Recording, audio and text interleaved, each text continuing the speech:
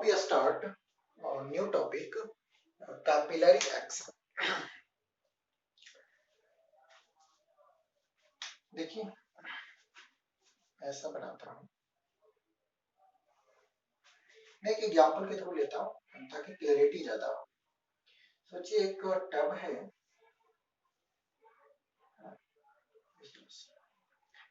और इसमें पानी भरा हुआ है।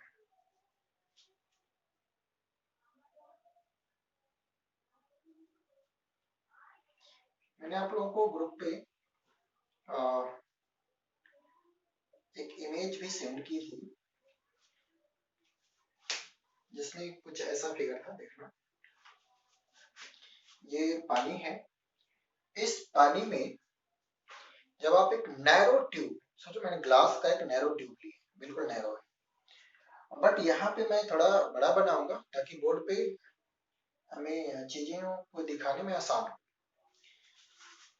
ट्यूब को कुछ इस तरह से हमने डिप किया। जैसे आप ट्यूब को डिप करोगे आपको क्या फाइंड होने वाला वो देखो। आपने ट्यूब को डिप किया तो देखो बिल्कुल नैरो है, आई एम रिपीटिंग, बट यहाँ पे मैं फिगर को क्लियर करना चाह रहा था, इसीलिए मैं बड़ा बनाऊंगा इसे। आपको व्यू होगा कि जनरल लेवल से जो लिक्विड का लेवल है इसमें कुछ ज्यादा है। मैं तो और ज्यादा बनाता हूँ, कुछ ऐसा आ जाए।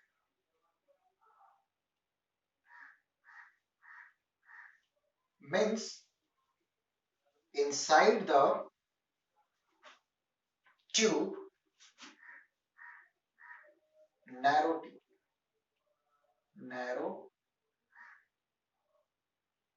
tube, ऐसे को बोलो कैपिलरी ट्यूब। ठीक है, तो जब कैपिलरी ट्यूब को लिक्विड में डिप किया जाता है तो उस सिचुएशन में जनरल लेवल से inside the capillary tube liquid का जो लेवल हो वो या तो ऊपर चला जाता है या नीचे चला जाता है। तो इस फेनोमेनन को बोला जाता है capillary action. I am repeating, जब किसी लिक्विड में एक नैरो ट्यूब को डिप किया जाता है तो आपको ये देखने को मिलेगा कि inside the liquid, inside the tube जो लिक्विड का लेवल है वो जनरल से थोड़ा ऊपर हो जाएगा या थोड़ा नीचे हो जाएगा, और इस फेनोमेनन को बोलते हैं कैपिलरी एक्शन। ठीक है, ये है वाटर, ये वाटर था, ये ग्लास का ट्यूब है। अब मैं इसी को रिपीट करता हूं ऐसे, सेम। अब इस बार वाटर नहीं लेकर के हमने अलग लिक्विड लिए हैं, and this liquid is Hg, ये Hg है।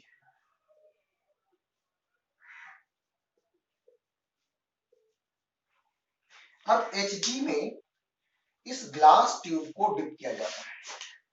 आपको क्या देखने को मिलेगा,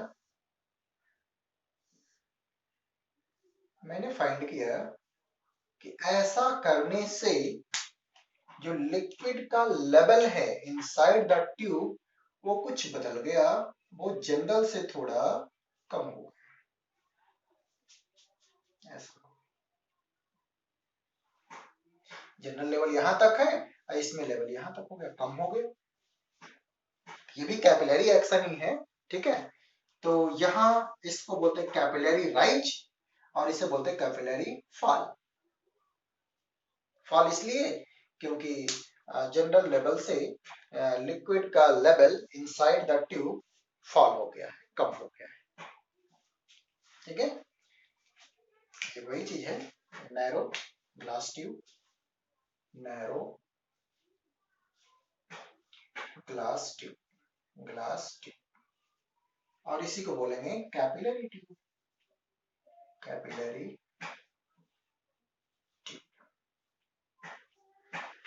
राइट। और इस पर जो लिक्विड है वो Hg है, तो डिपेंड करेगा कि लिक्विड क्या है ना, और किस मटेरियल का ट्यूब है जिसको डिप किया गया है।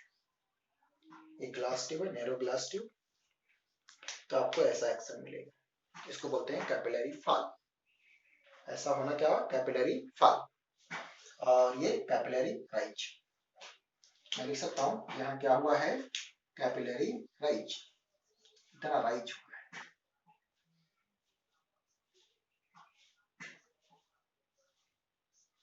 बोल सकते हैं this is capillary rise,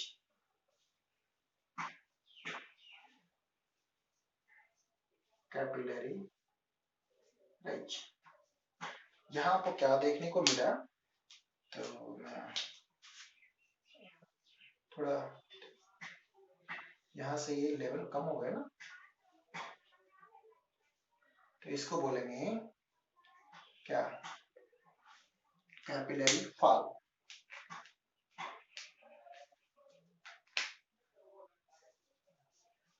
capillary fall, क्योंकि फॉल हो गया है जनरल से।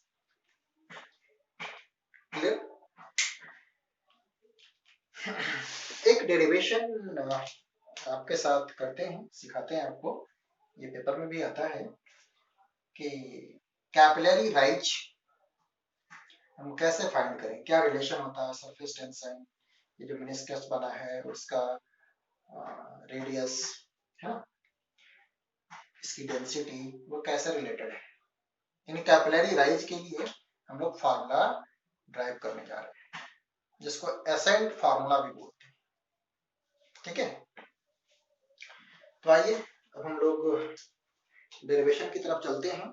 मैं इसको रफ कर देता हूँ, एक और फ्रेश और थोड़ा बड़ा वाला फिगर बनाता हूँ ताकि हमें चीजें ज्यादा क्लियर हो, राइट। तभी हमने ये सीखा कि ये कैपिलरी एक्शन क्या होता है। और देखो इसके और भी एग्जांपल, ट्रीज में देखो ना, ट्रीज है,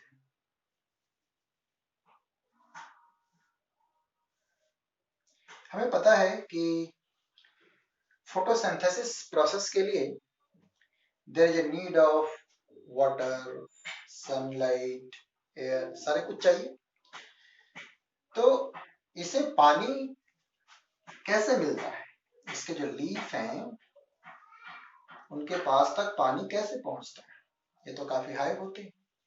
क्या कोई इसमें मोटर पंप लगा होता है जो बार बार जाके इसको पानी देता है, नहीं, बस इसको पानी की रिक्वायरमेंट होती है। तो आंसर है कि इसकी जो रूट है, ये जो ट्री है इसके जो रूट है दूर दूर तक नीचे गए हुए होते हैं, यहाँ पानी का लेवल है। और ये पोर से, यानी कि पोर बोले तो नैरो ट्यूब जैसा काम करता है, और ड्यू टू कैपिलरी एक्शन ये पानी ऊपर चला जाता है ट्रीज के लीफ तक। बिल्कुल वैसे ही जैसे आपने पानी में इस नैरो ग्लास ट्यूब को डिप किया, तो क्या देखा कि जनरल से जो पानी का लेवल है वो ट्यूब में थोड़ा ज्यादा हो गया है। बिल्कुल इसी एक्शन से जो पानी है वो धीरे धीरे करके इस रूट के थ्रू कहाँ चला जाता है, लीफ तक।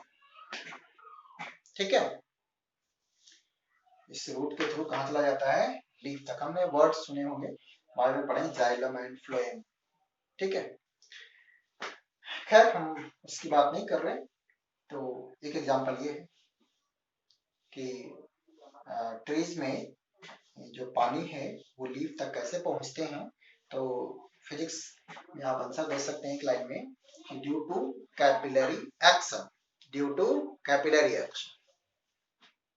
ठीक है, और जो मैं लैंप की बात कर रहा हूँ, आप लोग जानते ही होंगे लैंप या दिया, दिवाली में आप लोग अभी यूज किए होंगे।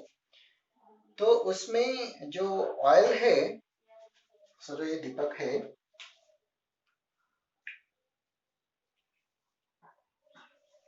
ठीक है, इसके फ्लेम।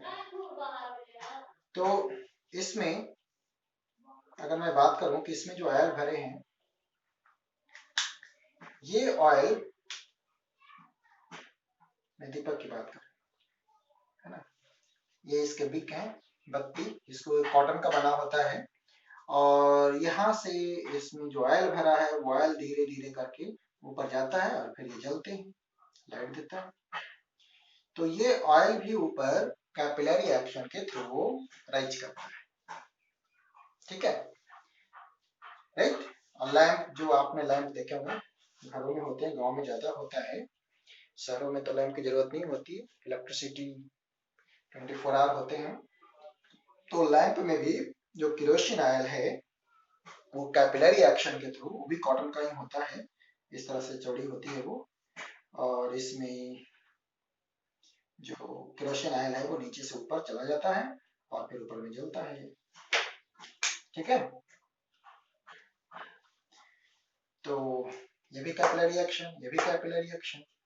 टॉवेल, वो भी जो आपका पानी सोख लेता है ना, वो भी कैपिलरी एक्शन है। आप नहा करके तौलिए से अपना भीगे हुए बाल को, है ना, सुखाते हैं, तो ड्यू टू कैपिलरी एक्शन ही आपका जो पानी है बाल का या फिर बॉडी का जो स्किन पे लगा है थोड़ा बहुत, वो कैपिलरी एक्शन से जो टॉवेल है वो सोख लेता है ना। तो ये जो सोकिंग हो रही है वो भी क्या है, कैपिलरी एक्शन, ठीक है। तो these are the example of capillary action, clear. अब हम लोग आते हैं डेरिवेशन की तरफ कि कैसे इसका डेरिवेशन किया जाता है।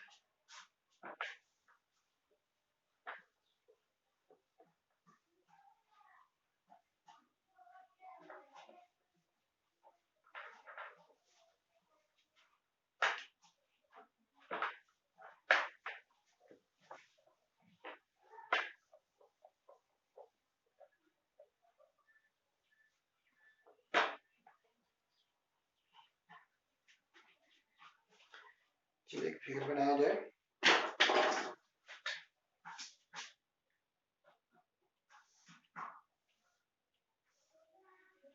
इसमें वाटर है,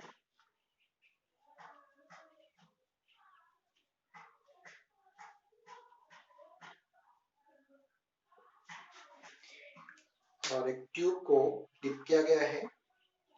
ट्यूब को मैं ग्रीन कलर से बनाता हूँ, मैं यहाँ पर थोड़ा बड़ा बनाऊंगा ताकि क्लियरिटी आए, इतना बड़ा, ठीक है। और ड्यू टू कैपिलरी एक्शन ये जो लेवल है इसमें कुछ ऐसे,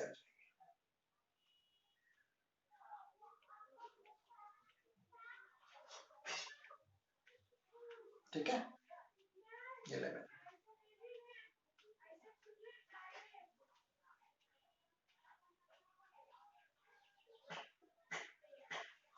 सोचो मैंने यहाँ से H के ऊपर आ गया है,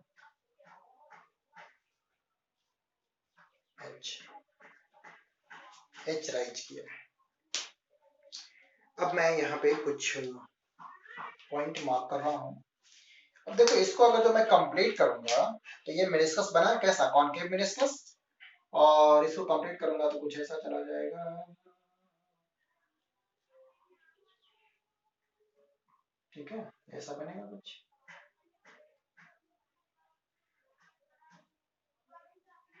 ठीक है। इसके अपने एक रेडियस होगी, दैट इज कॉल्ड आर। ये आर रेडियस का एक कॉनकेव मेनिस्कस बना है, ठीक है,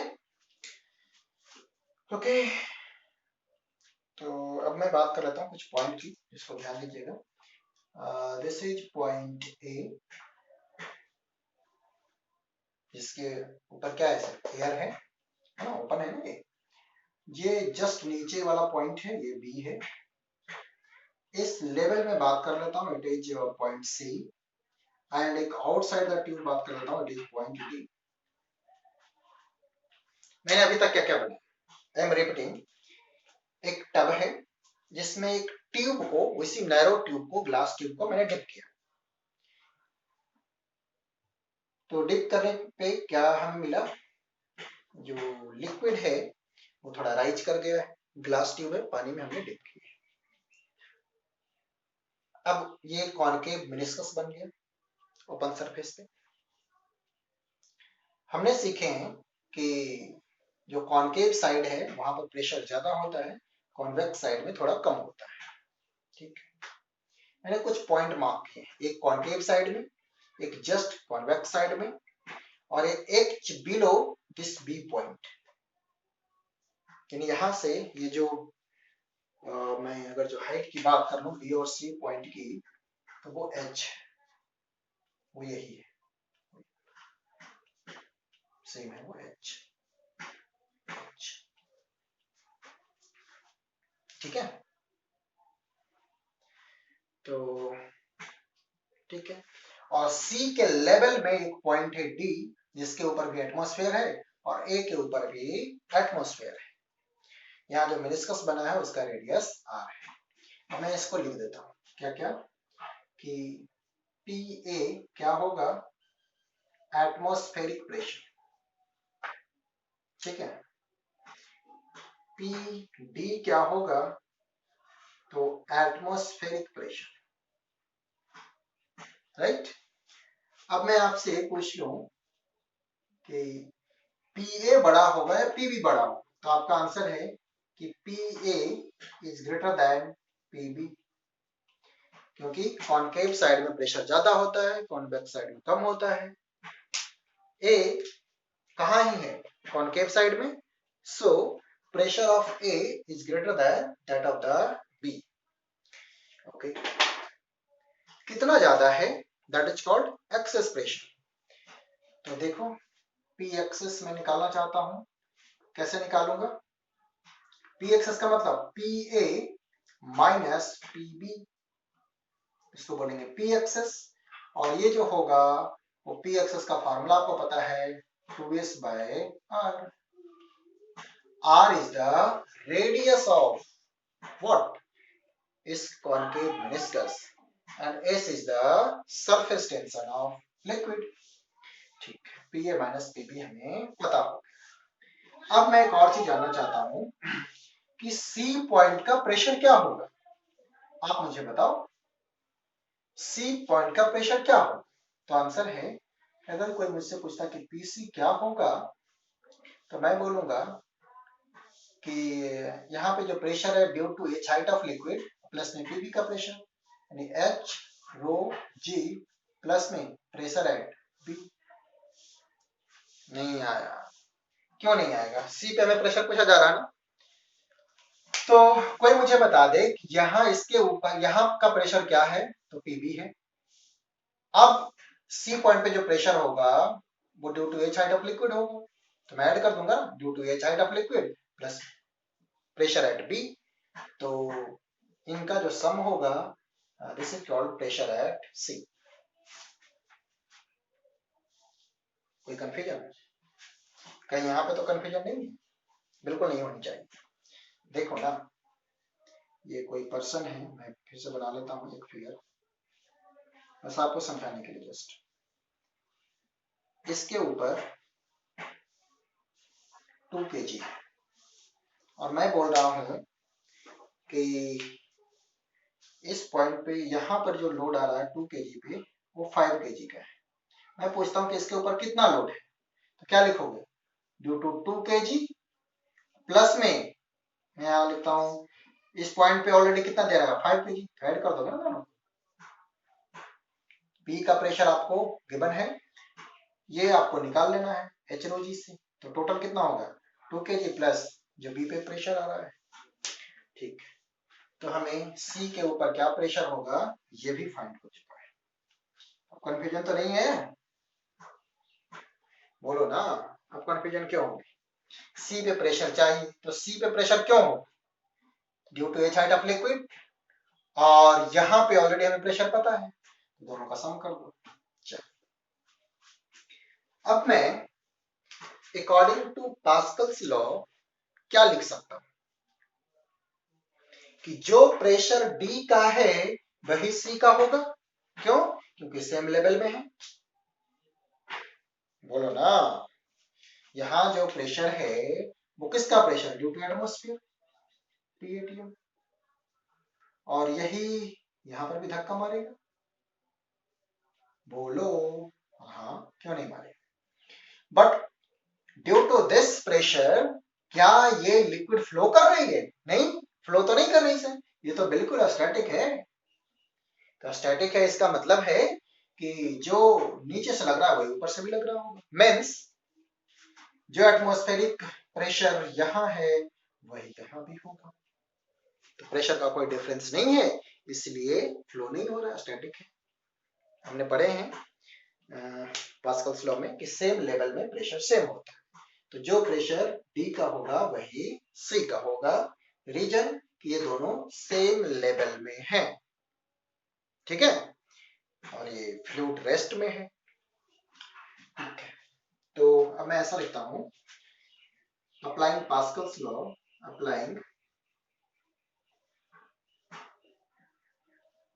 पास्कल्स लॉ, क्या लिख सकते हैं? PD is equal to PC। किसी को दिक्कत है तो बताए मुझे, क्योंकि D और C दोनों पॉइंट सेम लेवल में है और सेम लेवल में प्रेशर सेम होता है। चलो और आगे बात करते हैं। अब मैं आपसे पूछ लेता हूं PC होगा कितना? तो लिख दो PD, PC के प्लेस से मैं लिखता हूं H रो G प्लस में PB। ठीक है, यहां तक भी समझ आती है। ओके, एक लाइन और बढ़ा लेते हैं, H rho G plus PB क्या होगा? तो PA minus 2S/R, PA minus 2S/R। यहां से देख लो PB क्या होगा? PA minus 2S/R। ठीक है सर, ये भी मान लिया। अब मुझे थोड़ा सा हेल्प करना कि A के ऊपर क्या एटमॉस्फेयर और D के ऊपर क्या एटमॉस्फेयर, यानी कि PA और PD दोनों क्या ही हैं? बराबर है। तो मैं ऐसा लिख सकता हूं क्या कि जहां पे PD है वहां लिख सकता हूं P atmospheric plus H rho G plus में P एटमॉस्फेरिक माइनस में 2S/R। अब यहां से क्लियर हो गया कि, बताओ मुझे, ये दोनों तो कैंसिल हो गया ना, क्या बचा? 0 is equal to H rho G minus 2S/R। अब इसको ऐसा कर लो, H rho G is equal to 2S/R, और बोले तो H is equal to 2S/R rho and G। It is the capillary rise. Capillary rise कितना होगा जनरल से इस ट्यूब में लिक्विड का लेयर कितना राइज होगा आप बता सकते हैं। S surface tension of the liquid, R जो ये मेनिस्कस बना है उसका radius, rho density of the liquid and G acceleration due to gravity. ठीक है ना, रो क्या है? Rho density of the liquid, density of liquid, ये आपको पता है। अब देखिएगा, बार बार ट्यूब का डायमीटर मेजर करना आसान नहीं होता। सॉरी, ट्यूब नहीं, बोले तो ये जो मेनिस्कस फॉर्म हो रहा है उसका डायमीटर मेजर करना, उसका रेडियस मेजर करना आसान नहीं होगा। आर क्या है? Radius of this meniscus. तो इस परेशानी से हटने के लिए हमने कुछ और तरीके निकाले। क्या तरीका है? थोड़ा ध्यान से सीखना। अगर मैं ये बात करूं कि इस केस में कांटेक्ट एंगल क्या होगा, हमने पढ़े थे प्रीवियस क्लासेस में, आपको याद होगा। तो क्या करें, ये जो मेनिस्कस बना है उस पर टैंजेंट ड्रॉ कर दो, और ये जो सरफेस है सॉलिड का, ग्लास का, उस पर टैंजेंट। अब इनके बीच में जो एंगल फॉर्म हुआ है, इसी एंगल को तो बोलते हैं contact angle. Inside the liquid, angle between tangent of liquid surface and this solid surface, ये कहलाएगा contact angle. Here theta is the contact angle, ठीक है।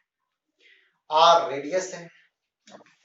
ये जो मेनिस्कस है इस पे ये टैंजेंट है, और टैंजेंट रेडियस पे नॉर्मल होता है, इसमें कोई डाउट वाली बात नहीं।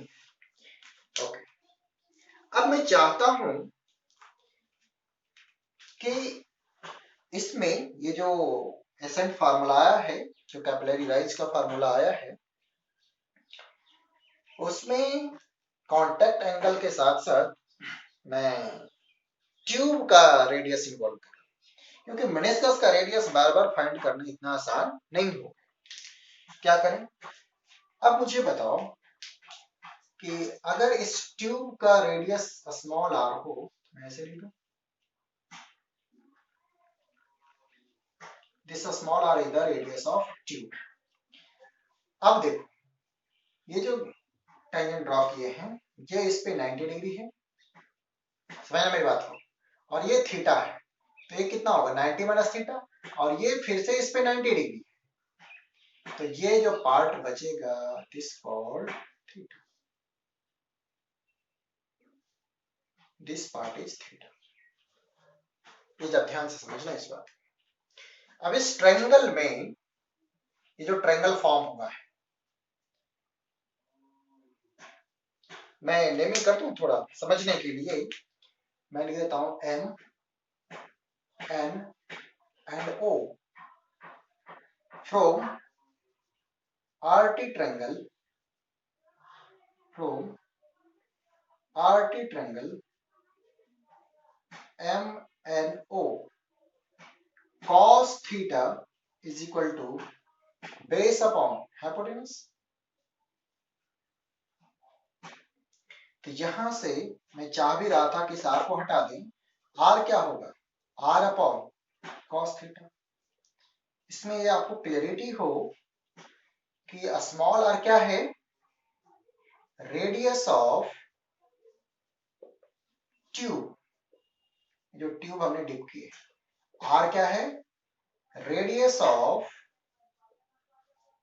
मेनिस्कस,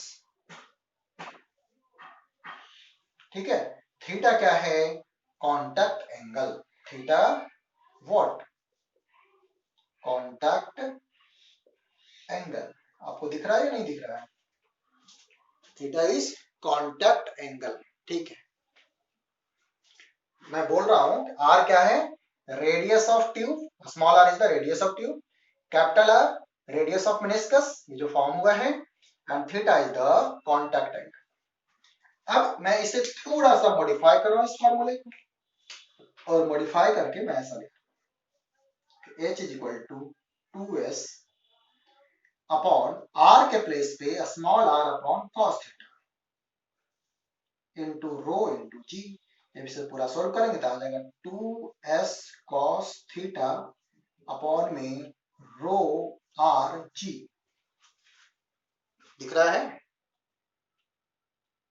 कुछ दिक्कत है, मैं इसको कर देता हूं। मैंने किया क्या हूं,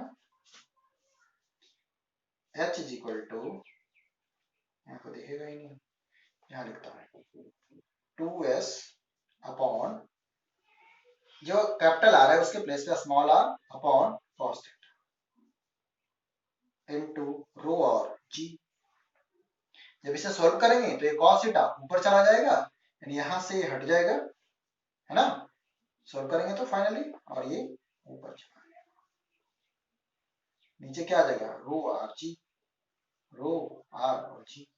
यहाँ पे अब आर क्या हो गया, radius of tube, and S surface tension, theta contact angle. तो कैपिलरी राइज का फॉर्मूला बन गया, जैसे फॉर्मूला है वो फाइनली आपको मिल गया। मैं कहाँ लिखूं, कहाँ लिखूं? अब मैं इसे रफ कर सकता हूँ। चलो एक बार मैं साइड पे जाता हूँ, आप इसका फोटो ले लो। क्लियर?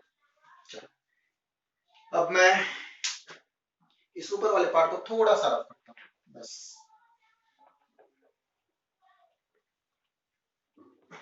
और मैं लिखता हूँ कि final formula H is equal to 2s cos theta upon rho r and g। ठीक है, तो ऐसा बन गया।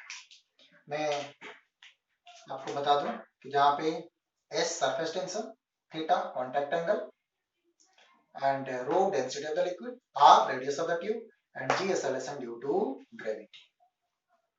क्लियर? तो ये आपके पास फार्मूला अवेलेबल हो गया कैपिलरी राइज के लिए, या इसको एसेंट फार्मूला भी बोलते हैं। ठीक है, आई होप आप ये समझे होंगे। चलो कुछ और चीजें इसमें जानते हैं।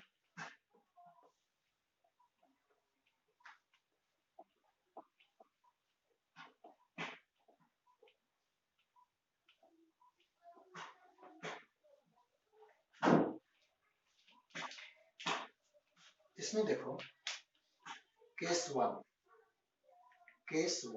लिखता हूं, if theta is acute angle, अगर थीटा एक्यूट एंगल होता है then cos theta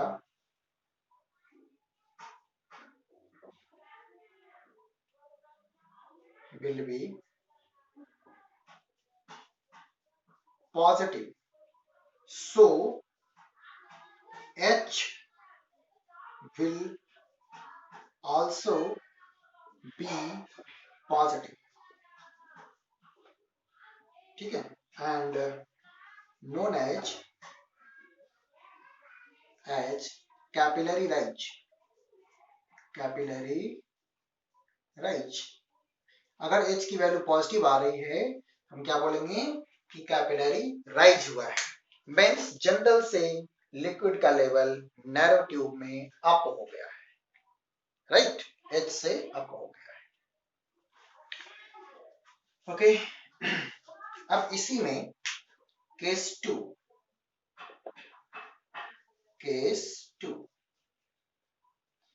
if theta is obtuse angle,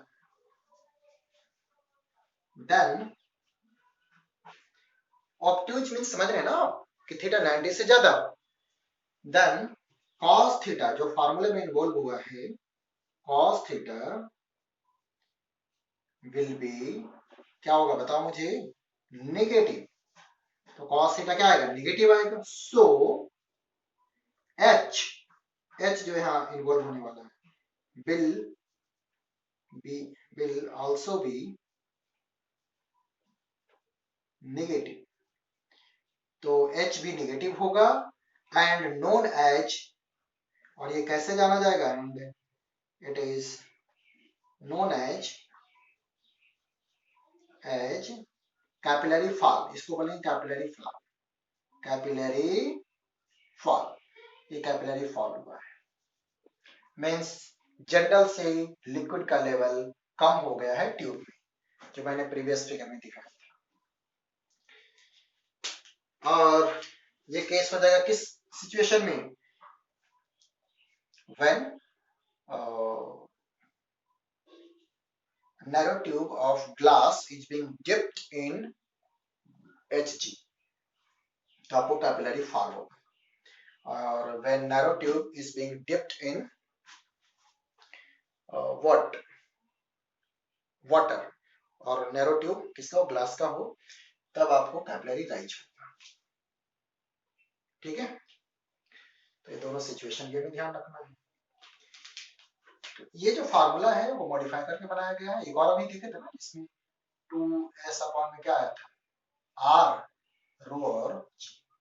यहाँ पर r मेनिस्कस का रेडियस है, और जब हम कॉन्टैक्ट एंगल इन्वॉल्व करते हैं तो यहाँ जो स्मॉल r आता है वो किसका रेडियस होता है, तो बताओ, ट्यूब का रेडियस होता है। ये दोनों चीज को ध्यान में रखना है, ठीक है। तो आई होप आप ये अच्छी तरीके से समझे होंगे।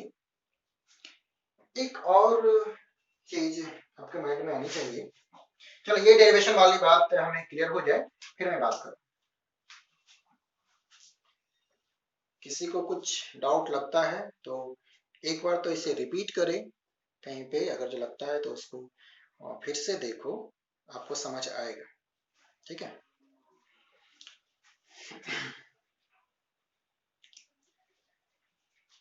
हाँ, अब कुछ लोग सोच रहे होंगे कि जब लिक्विड में हम नैरो ट्यूब को डिप करते हैं, जैसे आप पानी में ग्लास ट्यूब को डिप करेंगे तो पानी का लेवल ऊपर हो जाएगा, बहुत ही अच्छी बात है।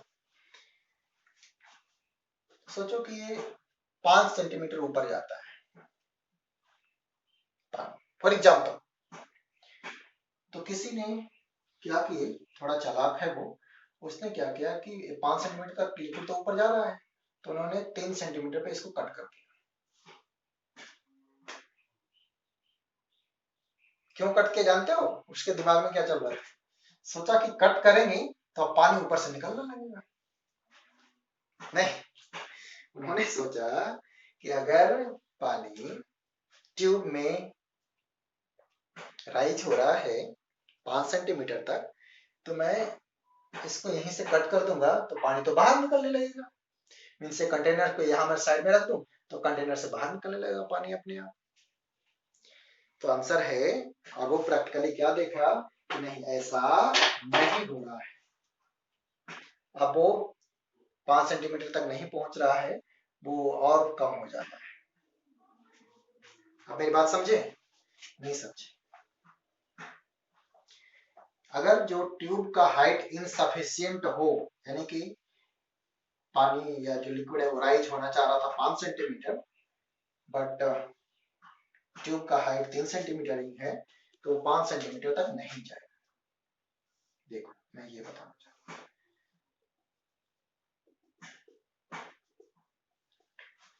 ट्यूब डाला गया और ट्यूब डालने से ये ट्यूब, ये जो पानी है वो यहां तक जा रहा है,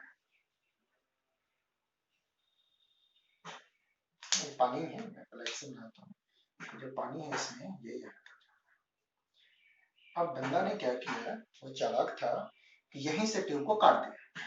अब यहाँ तक जा रहा था तो यहाँ से काट दिया, यहाँ से काटा तो वो ये पर्पज से काटा था कि ऐसा करने से हमें एक मैजिक मिलेगा कि वो पानी अपने आप बाहर जाएगा। तो ऐसा नहीं हुआ, ये जो पानी अभी यहाँ तक था ना, अब ये लेवल खुद से कम हो गया, अब ये यहाँ तक लो, यानी कि अपने आप पानी बाहर नहीं गया।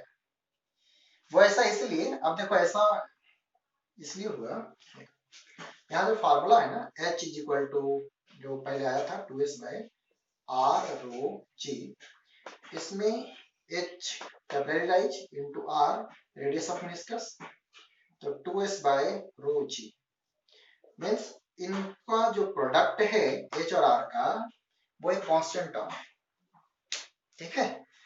तो अगर आप H को कम कर रहे हैं, ये कांस्टेंट है, तो R बढ़ जाएगा, यानी कि जो मेनिस्कस का रेडियस है वो थोड़ा बड़ा हो जाएगा, यानी कि ये जो कर्व है ना, जो पहले ऐसे था वो थोड़ा और ऐसे हो जाएगा, तो पानी बाहर नहीं निकलेगा, है ना। तो इनसफिशिएंट हाइट अगर जो होगा ट्यूब का, तो ऐसा हम नहीं सोच सकते हैं कि पानी अपने आप बाहर निकलेगा।